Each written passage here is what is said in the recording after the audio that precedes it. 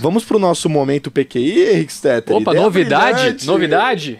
Você é o cara, irmão. Você é brilhante. Imagina. Bom, a gente tem um quadro famoso aqui no Stock Pickers, que é o PQI, o Por Quem Invisto Em. Né? Era um quadro apartado.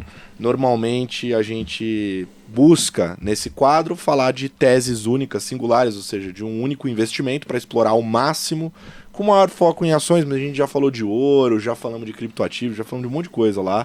Inclusive, até já fizemos Por que Não Invisto Em, né? Para falar de teses negativas, né?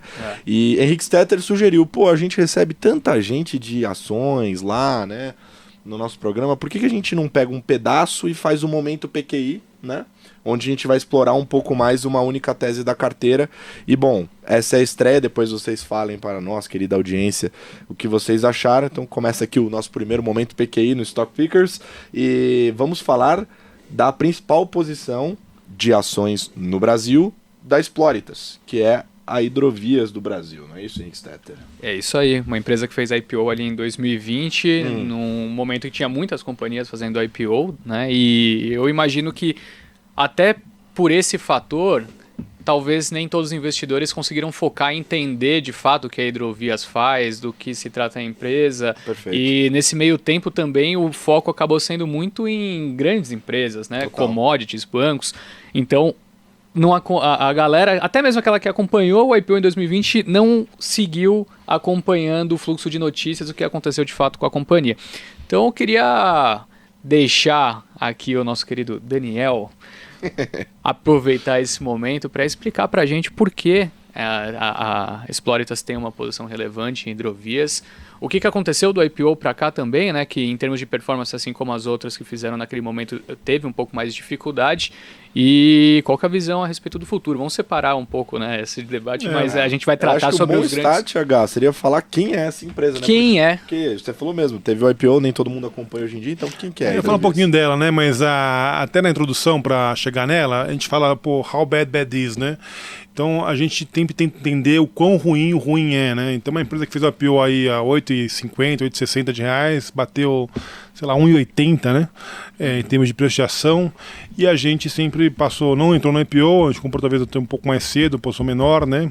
A gente gastou bastante tempo entendendo a empresa, o que ela é, o que ela pode ser, e quais são os riscos, né, e potenciais upsides para ela, né? Então a Hidrovias do Brasil é uma empresa que ela trabalha com barcaças, né? Faz a parte de frete, tanto para soja, né, ali do Mato Grosso, ali a Miritituba, subindo até o Porto de Barcarena ao norte, né?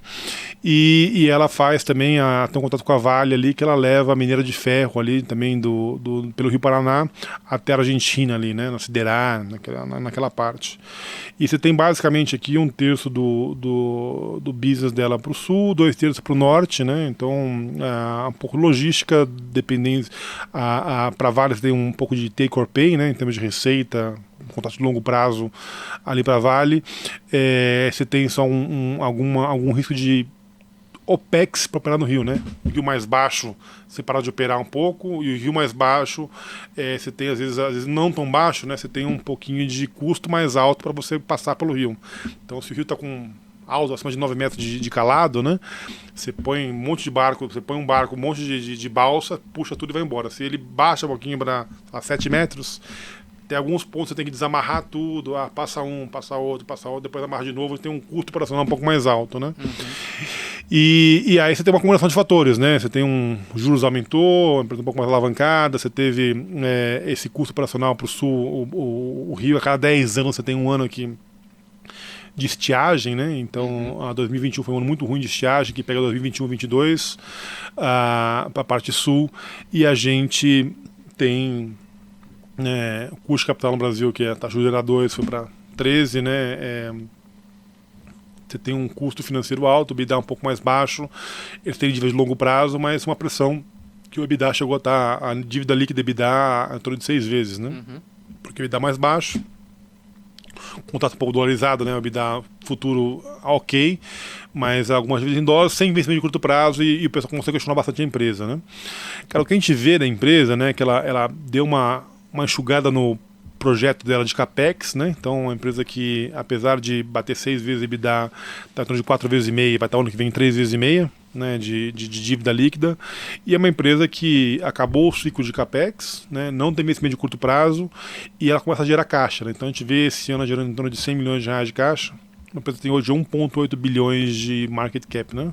Então, gera 100 milhões hoje, que é um 6% de yield. O ano que vem já é 300, que já é um 18% de yield.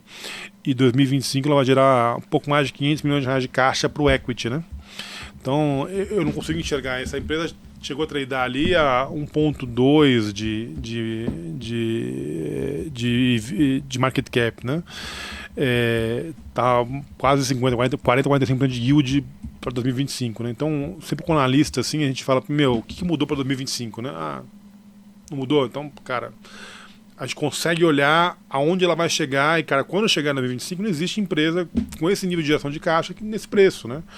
Então, teve uma confiança muito grande de, o risco de demanda, né, do agro não oscila tanto, o risco de caixa dela não é relevante, porque tinha as dívidas de curto 25 e 31, que são os bonds dela mais longos, não tinha vencimento de curto prazo, e a geração de caixa parece bem certa. A gente entendia que teve uma tempestade perfeita, e esse ano, no final do ano passado já, você começou a ver a chuva, né? Você tem metade do nível do rio é a chuva que acontece no período chuvoso, né, novembro a março, e a outra metade é o quanto chove no Pantanal, né? Então, o Pantanal, o nível de água dos rios do Pantanal, ele desce durante o ano devagar para o Rio Paraná, desce para o sul, né? Então, você vê um nível muito alto de água no Pantanal, então você tem uma hidrologia muito boa, o que dá para entender que ela vai fazer o nível máximo de EBITDA esse ano. Então, você olha esse ano, né? Você vai nas conferências aqui, você fala com as empresas, né? Você vê que é um ano que difícil, né? Então, tá difícil, não sei o que, bancos difícil, consumo, né? Cara, não vende, não tem renda, né? Caiu 30% a venda de linha branca, televisão. E é uma empresa que vai ter tria aqui agora, não só vem de anos muito ruins e vai ter uma melhora significativa de crescimento e a gente vai ver uma história gerando caixa, né? Quer dizer, então, e cash is king, né? Muito de crise ainda, cara, gera caixa, pode alavancar, né? Não só esse dívida que bateu 6 vezes e meia, vai para o ano que vem para 3 vezes e meia, né? Porque gera caixa, né? E vai ter mais EBITDA. Então, a gente acha assim, a gente olhando, estava em torno de R$2 a ação, a gente via uma TIR, né? Taxa inteira de retorno dela de 23% real, né? Uhum. Então, é muito retorno, é muito assimétrico, a gente, teve a felicidade de aumentar a posição, né? E tem sido algo bom pra gente, né? Já saiu de 80, deve estar hoje R$2,40, R$2,50, mas a gente acha que, tá barato, tem que estar R$3,5, R$4, né? Pode valer até R$6 o papel. Então a gente gosta bastante. E em termos de concorrência, como que funciona? Como ela faz esse tipo de transporte, imagino que ela concorre também com malhas rodoviárias, coisas do tipo. Ela concorre o caminhão, né? Então você tem a precificação do caminhão. Cara, e hoje em dia você tá falta de frete, né? Não só, essa é outra coisa importante para ela, né? Ela tem 7 mil toneladas, né, 7 milhões de toneladas que tem de capacidade no porto lá, e ela tem metade da capacidade dela em contrato de longo prazo, né? Basicamente a COFCO, né, que tem acho 3 milhões de toneladas, tem outro contratinho, outro lá que ela tem de contrato de longo prazo, né? Cara, esse ano é um ano que você não tem você não tem capacidade disponível, né? Ela tem 98% da capacidade dela vendida já. Cara, a Rumo teve problema um pouco de Santos lá pro sul, né? E não tem frete, cara. Então é um ano bom também, porque o cara que, se você os bases, né, de soja, a soja no porto tá até ok, mas a soja no Mato Grosso tá muito barata, né? Porque não tem o custo do frete tá muito caro, né? Então você tem o preço spot do frete para soja agora, ele está muito caro. Então é um ano bom até para você, o cara que está desesperado hoje aqui, que não tem o que fazer, cara, ele está, não quer fazer um contratinho de longo prazo, estudou 5, 7, 9 anos aqui de contrato, e você consegue algo que é bom para eles, né, bom para o cara, e consegue ter contratos melhores para ele, um pouco mais de estabilidade de contrato. Então essa é a competição, né? Mas a parte naval, né? Ela fez capex, barcas maiores, mais eficiência, tudo isso aí vai trazer resultado para elas, e a gente bem conservador, né? Já enxugou bastante os números, né? Tem muita gente batendo na porta deles pedindo coisas novas, né? Pode ser celulose alguma coisa, mais contato de soja, mais espaço no porto, né? Eles enxugaram muito capex e o crescimento de produção de grãos no Brasil não tem como escoar, né? Então, capex está muito mais caro, né? Para fazer mais uma malha de ferrovia até Rumo, né? Rumo tem uma dificuldade até de entregar, não tem entregado tudo que ela estava planejando para trás, né? Então, a gente vê que tem muita demanda por transporte. A gente gosta, tem margem de mais de 50% de EBITDA, né? Então, você faz um investimento alto, você tem uma estabilidade de receita grande, a gente acha muito barato. E como que funciona para a empresa conseguir expandir suas operações? Você está falando que a demanda está alta, mas aqui é um universo diferente do que a gente está acostumado, né? Os navios que levam ali meio aos rios, o que precisa gargalo é o acontecer? porto, né? Gargalo é espaço no porto, né? Ganhar espaço no porto é o segredo do negócio. Espaço no porto, né? Então, espaço no porto. Tem alguma chance de ela conseguir talvez mais algum espaço no porto lá, expandir um pouco a capacidade. Mas o gargalo é isso, eficiência, né, cara? É ser eficiente no que faz, né? Operar bem. Esse nível de alavancagem que você falou que chegou a bater 6 vezes foi por conta desse peso maior que aconteceu por fatores esporádicos em termos de custo, ou por que ela tomou, eu estou falando da parte do EBITDA, ou teve de fato uma expansão de dívida que foi importante para algum tipo de negócio que ela fez? Você tinha crescimento, né? Você tinha crescimento. O sul é mais estável, né? Para o Arco Norte tem muita potencial de crescimento. Ela tinha um plano de estar em 5 anos talvez o dobro do que está hoje, né? Ela fez parte do capex dela, segurou o capex agora, né? Era para ter bastante capacidade ociosa, até por não ter capacidade ociosa, você está tendo esse problema de escoamento. Está sendo bom, né? Porque quando falta, que nem hoje, quer fazer conta de energia, né, cara? Conta de energia hoje, o pessoal tem sobrando energia no mercado. Porque fazer um contrato, o pessoal vai colocar o preço lá embaixo, né? Deixa um dia que tem risco de racionamento, como teve o ano passado, né? Caiu a empresa que falou, não posso ficar sem produzir, deixa eu aqui assinar um contrato de R$170, né? Então é um pouco disso. Você teve uma queda de EBITDA pela Porto Sul e a dívida dolarizada, né? Por mais que você pega depois no EBITDA quando ele voltar, porque é dolarizado o contrato, né? A dívida aumentou um pouco por EBITDA e o EBITDA demorou para fazer o catch-up, né? De para trás e para frente o câmbio, né? Então é um pouco disso que estava pegando lá. Agora, o que me deixa curioso também, que eu costumo perguntar isso nos PQIs, que é o seguinte, a gente sempre escuta as histórias de tese, né? Mas no fim do dia o mercado, na nossa tela, o que a gente está enxergando é uma expressão de fluxo, né? Então o dinheiro se mexendo ali na nossa tela, e para que uma tese ela se concretize, ou seja, o preço vá em direção, né, ter uma convergência ao fundamento, é preciso ter gatilhos, né, para que esse valor seja destravado. E você que é naturalmente um grande especialista em operar os tais dos distressed assets, né, porque a Argentina é um grande ativo estressado, né, quase ninguém olha, né. Mas... Brasil também, né? Bem estressado. Faz anos que não dá dinheiro. Mas o que você vê de gatilho, assim, para o papel andar? Cara, primeiro que é interessante falar, tem um gatilho aqui e tudo mais, né? Eu acho que, quando começou a chover ano passado, né? Eu já achava que era um gatilho, o pessoal tá vendo que acabou a chuva, e aí você entrou num negócio de fluxo, né?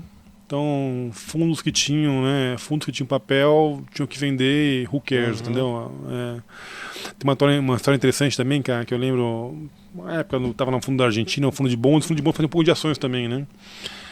Meu chefe mandou vender uma ação, cara, e aí eu comecei a vender lá, ele falou, Daniel, stop selling like a girl. Né? Falou, vende, cara. Eu lembro, cara, derrubei 10% da preço da ação assim e, cara, vende, cara, só vende, né? Não tô entendendo, eu quero sair dessa ação. Então, você tem um pouquinho de, cara, às vezes o cara tem que sair num porta-fundamento, né? Ficou grande, tá muito alocado, né? E tem que vender, né? Tem que sair.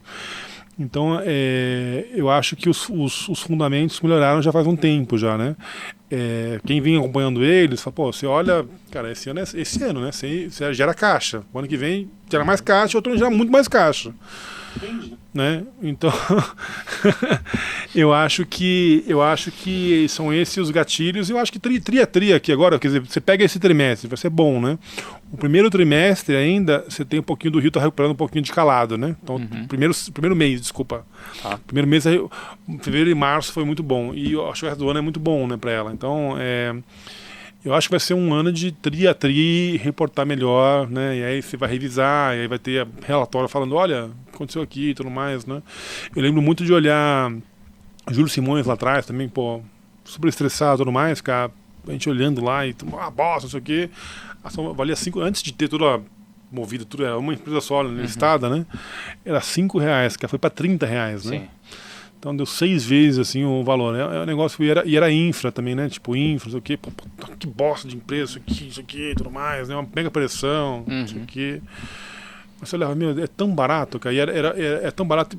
Ela tinha até mais risco de alavancagem, mais risco de curto prazo, tudo mais, assim, cara, mas se der certo, né? Ela anda muito, né? Eu diria que até Júlio Simões lá atrás, R$5, é mais parecida talvez com Sequoia hoje do que com hidrovias, né? Hidrovias eu acho que é mais claro, cara. Eu acho que tem pouco risco, assim, sabe? Eu acho um upside com baixo risco, assim, sabe? Eu acho extremamente assimétrico também, não é à toa que é uma posição que a gente tem no fundo, né? A gente gosta muito e acha que pô, tem muita alegria para dar ainda. E um último ponto só, assim, uma curiosidade, a gente estava falando desse movimento mais técnico, os resgates e coisas do tipo. Quando você conversa com o pessoal da indústria, como você sente que é, de fato, esse feeling que eles têm a respeito da companhia? O pessoal está ignorando, de fato, de repente, empresas menores, está preocupado com essa questão de resgate e acaba deixando passar oportunidades que podem parecer mais claras para você? Ou você acha que não existe muito isso? Cara, eu acho que você tem um pessoal muito ressabiado, né? Porque se começa a falar e você tinha um ou outro... Não era muito. Se perguntar, quando você perguntar, você sabia quem que estava tendo saque, quem que estava vendendo, né? Então, pô, mas tal pessoa vai vender, então não sei o quê. Então, essa coisa de hedge fund ou curto prazista assim, pô, não vou entrar na frente, eu consigo comprar um pouco melhor, né? Eu diria que nos últimos meses, até lá, saiu de 1,80 para 2,50, né? Então andou, sei lá, 40%, assim. Acho que tem que dobrar um pouco mais, subir um pouco mais para estar barata, né? Ela tá ridiculamente barata, né? How Bad Bad Is, cara, How Bad Bad Is é acima do preço de agora, entendeu? Tipo, isso aqui tá muito, muito barato, o que a gente tava olhando lá atrás, né? Eu diria que tem mais gente olhando, cara. Tem gente olhando, tem gente fazendo conta, tem gente entrando, né? Então, eu diria que sumiu a venda, né? O pessoal que tinha que vender, acho que já vendeu, né? Então, você começa a ter que comprar, sei lá, 1, 2, 3, 4, 5 milhões de ações, faz preço, né? Então, eu acho que está no caminho certo.